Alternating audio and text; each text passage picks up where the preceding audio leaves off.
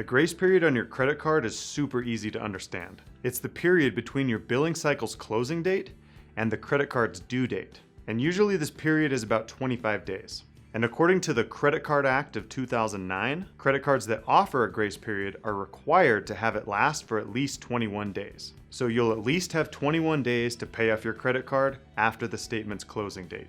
Now, why is the grace period so important to understand? Because if you pay off your entire statement balance every month on time by the due date, then you'll never pay any interest. You won't pay any interest on your statement balance or your new purchases. The new purchases are the purchases that you made during the grace period. It's actually pretty graceful of the credit card companies to not charge you interest as long as you pay the statement balance off in full. I'm pretty sure that they'd lose a lot of customers if they got rid of the grace period benefit, because all those customers that pay off their statement balance in full every month, they don't want to pay a dime of interest. Those types of customers aren't really the huge money makers for credit card companies, but it does keep them using their credit cards. Now here's the important part about your grace period that you have to understand, so pay attention. Let's pretend that Jake owes $1,000 on his statement balance, but it's not due for 25 days. Well, Jake's got a long time to not worry about anything. So in the meantime, he buys a TV for $600, and then he gets a stereo for $200 to go with the TV.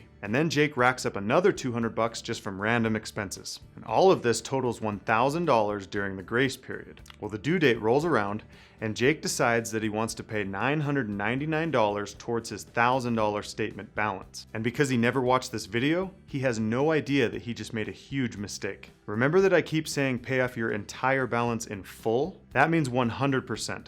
So now Jake gets to pay interest on that $1 that he didn't pay off. But this is just the beginning of the problem. Because Jake didn't pay off his entire statement balance in full, he now just lost his grace period. And he now gets to pay interest on the $1,000 worth of purchases that he's already made. And unless Jake stops using his credit card, every single purchase he puts on that credit card is going to be charged interest for quite some time. And if you want to know how credit card interest works, just watch this video on credit card interest.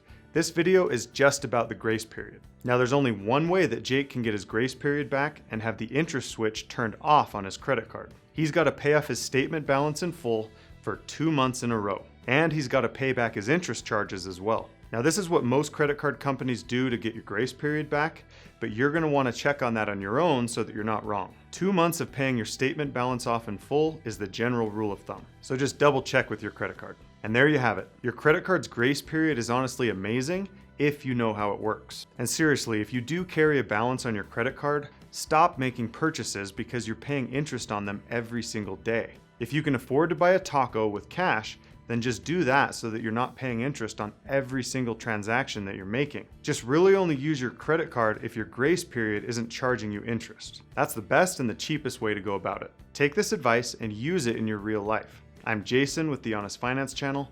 Feel free to subscribe if you're into information like this, or at least give the video a like. That's all.